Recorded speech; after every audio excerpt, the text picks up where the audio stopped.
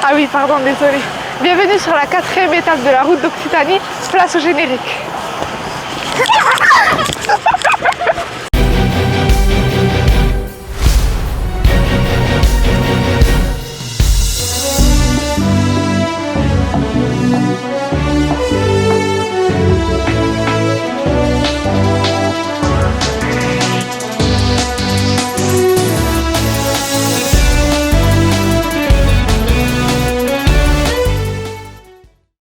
Pour gérer ce trafic, il faut un vrai régulateur. On le voit donc avec Ayoub.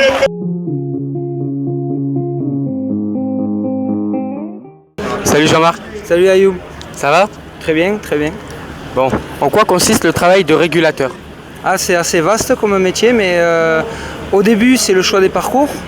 On choisit, Christian Prudhomme nous demande de partir d'une ville et d'arriver à une autre. Et nous, en fonction de ça, on essaie de choisir le parcours le plus attractif sportivement et aussi touristiquement, parce que pour passer dans les beaux villages, s'il y a des beaux villages, des trucs comme ça, et essayer de trouver des bons grimpeurs, une belle arrivée.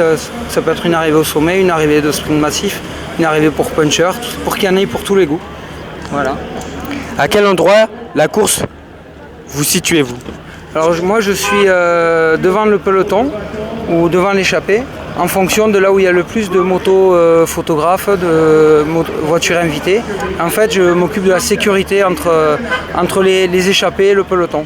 Donc voilà, après par exemple si l'échappée se fait reprendre par le peloton, je dis à tous les véhicules qui sont entre l'échappée et le peloton de repasser devant, de redoubler les échappées le plus tranquillement possible, le plus sécurisé, pour que ce soit fait en toute sécurité. Voilà. Est-ce un avantage d'être un ancien cycliste pour être régulateur? Ah oui, complètement, parce qu'on sait en fait ce que vont faire les coureurs avant qu'ils le fassent. On se rend compte que dès qu'il y a une équipe qui remonte, ou on sait qu'à tel kilomètre ça va. On a l'expérience de tous les scénarios possibles durant nos années de coureurs, donc on peut anticiper et du coup ça nous permet de sécuriser mieux la course. Et quelqu'un qui n'a pas été coureur, eh bien, il n'aura pas ce bon sens-là, quoi. Quelles sont les difficultés rencontrées? Les difficultés, souvent c'est avec la télé, parce qu'ils se mettent trop près des coureurs, donc il y a l'aspiration. Les coureurs se mettent à l'aspiration de la moto télé et ça peut te faire paraître comme un peu de la triche. Donc du coup nous on essaie que ce soit le plus réglo possible entre l'échappée et le peloton, qu'il n'y ait pas d'avantage d'un côté comme de l'autre. Et après il y a les motophotographes, par exemple sur le tour, tu as 20 motophotographes et 5 motosons, que ce soit radio ou France Télé. Donc toutes ces motos, il faut qu'elles cohabitent ensemble, qu'elles travaillent toutes. Et on ne fait pas d'avantage pour l'une ou pour l'autre. Donc en gros, il faut que tout le monde prenne le même nombre de photos et que ça cohabite tout ça. Tout cela cohabite en fonction de la course et sans entraver l'aspect sportif. Voilà. À quelle situation êtes-vous le plus souvent confronté? Situation, c'est des photographes qui n'écoutent pas ou des photographes entre eux qui ne s'entendent pas très bien. Alors ils essaient de s'empêcher de faire les plus belles photos et de les garder les uns pour les autres. Et nous on essaie de faire un peu la police, quoi, au milieu de tout ça, quoi. Voilà.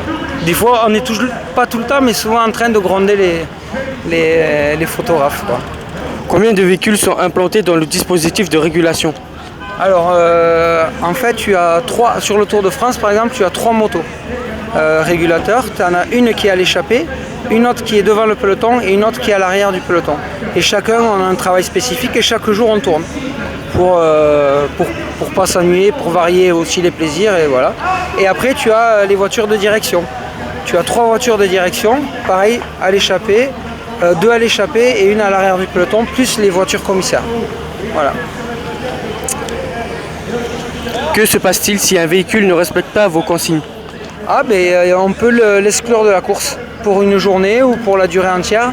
Et dès que ce soit un véhicule, une moto ou une voiture d'équipe ou une voiture presse, peu importe la famille, si quelqu'un porte atteinte à l'image de la course et surtout à l'image des coureurs, on a le droit de lui enlever son bandeau, je ne sais pas si tu vois, ils ont un numéro de bandeau et c'est ça qui te donne l'accès en course. Et donc ça, on a le droit si quelqu'un fait une erreur ou porte atteinte à la sécurité des coureurs, on se doit de l'exclure sur le moment. Et après, on parle après avec, il est convoqué par Thierry Gouvenou, la personne en question, ou par Christian Prudhomme. Et après, on en parle et en fonction de la dangerosité de ce qu'a fait la personne, on peut exclure une étape, la totalité, ça dépend. Voilà. Agissez-vous également en dehors de la course? Oui, on fait les choix des parcours en amont, on fait la relation avec les équipes, les inscriptions de toutes les équipes, la relation avec aussi les équipiers qu'on embauche, parce qu'on embauche énormément de gens sur les événements. Donc on trouve nos pilotes, on a des pilotes pour les véhicules, les voitures, les motos, on a des gens qui vont être en charge des hôtels, on a en charge des médias, tout ça. Donc on a beaucoup de gens qu'on emploie sur les événements. Donc on a beaucoup de choses à préparer en amont, quoi. Pour finir, as-tu une anecdote à nous raconter liée à la régulation? À la régulation, qu'est-ce que je pourrais te dire?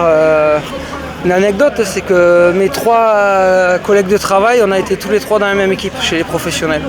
Et dont un, Cédric Coutouli, qui est albigeois, et on est tarnés tous les 2. Donc on est des copains d'enfance, on a couru ensemble et maintenant on se retrouve à travailler ensemble à la régulation et c'est plutôt sympa. Voilà. Et on est du sud-ouest, donc c'est pas mal. Ben merci. Avec plaisir. Et nous retrouvons Jade avec Lance Peters.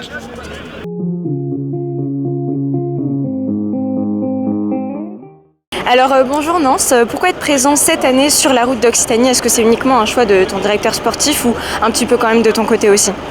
Ouais, c'était ma décision. À la base, l'équipe voulait plutôt que je fasse le Tour de Suisse, mais à la sortie du Giro, moi je préférais venir sur la route d'Occitanie puisque c'est plus court et voilà, si j'étais bien, je pouvais mettre à profit ma forme et si j'étais moins bien, j'avais moins à subir sur le Tour de Suisse et voilà, là je suis venu dans l'optique de gagner une étape. Bon bah ça va être compliqué aujourd'hui, mais c'est plus accessible que le Tour de Suisse.